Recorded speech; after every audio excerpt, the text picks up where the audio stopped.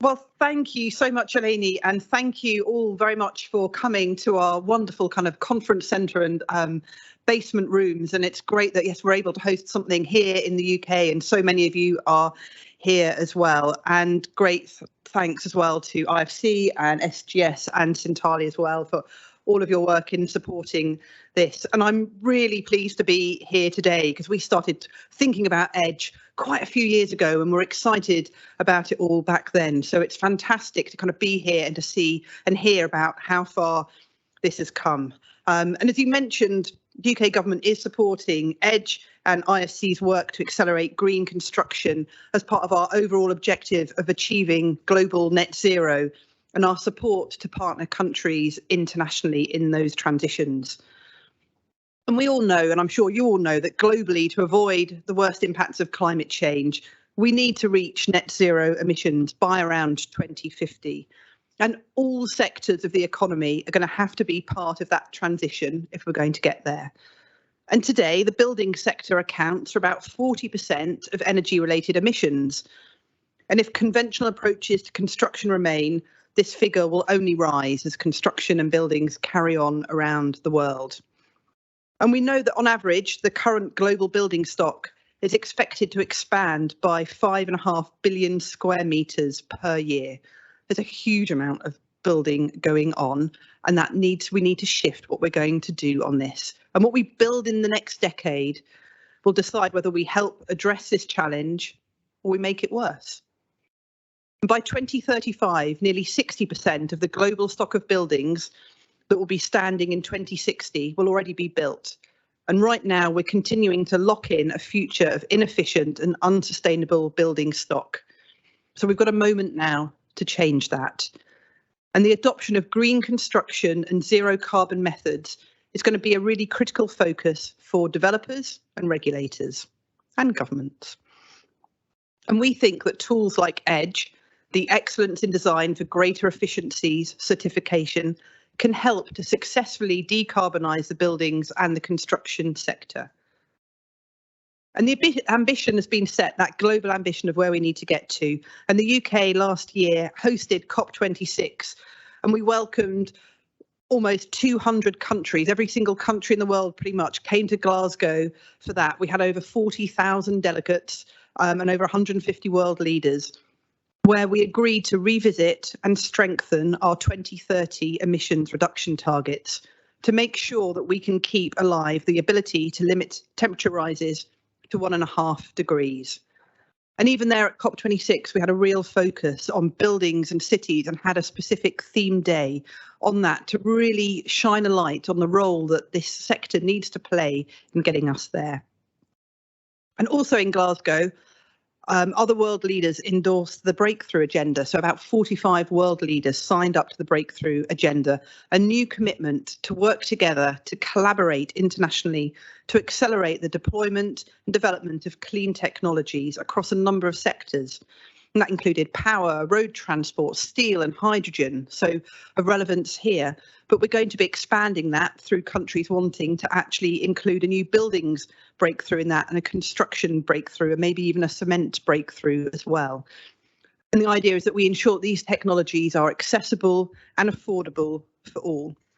And in case you want to find out more, there was a major report launched just a couple of weeks ago in New York from the IEA, IRENA and the high-level action champions for COP, which they set out the gap to where we need to get to by 2030 and the actions that need to take place across these sectors to get us there. So do go and have a look at that.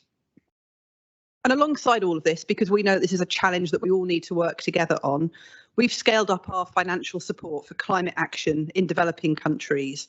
And we committed before COP26 to double the UK's international climate finance to 11.6 billion between 2021 and 2026. And this is the UK's contribution to global efforts on tackling climate emergency, supporting countries to reduce their emissions and adapt to the challenges caused by climate change.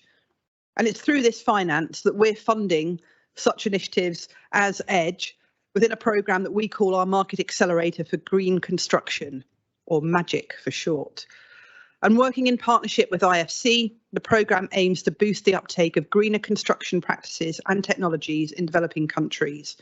And through doing that, we're helping to tackle climate change by realising those economic and environmental co-benefits for owners and occupants worldwide, and also supporting jobs, growth and energy security now, of course, as well.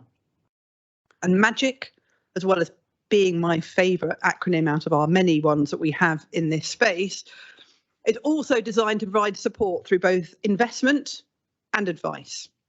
So on the investment side, we've made really good progress despite the impacts of COVID.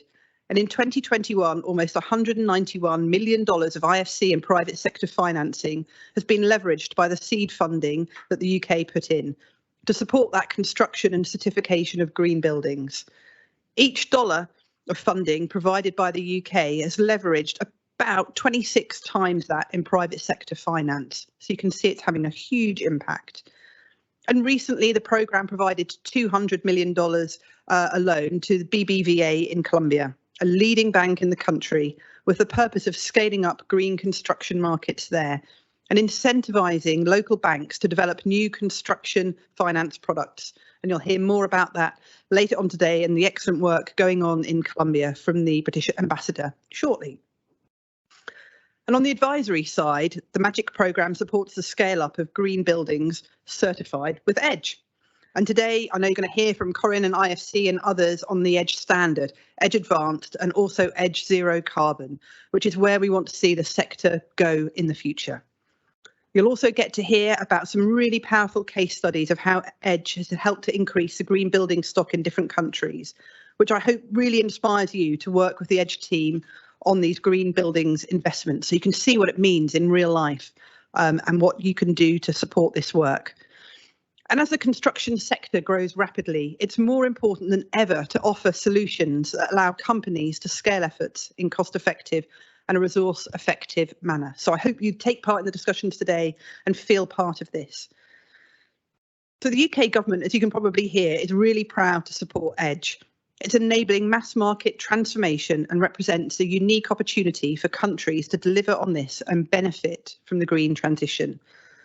And this is what needs to happen at pace, at scale, if we are going to keep 1.5 degrees within reach.